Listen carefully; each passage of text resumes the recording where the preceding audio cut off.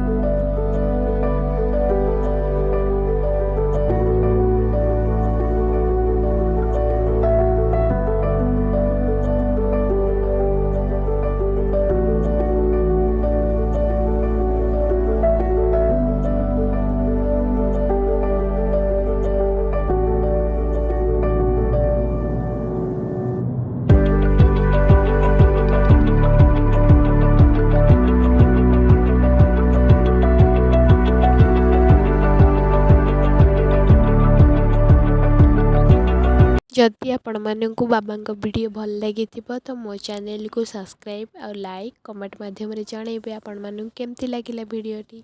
Thank you for watching.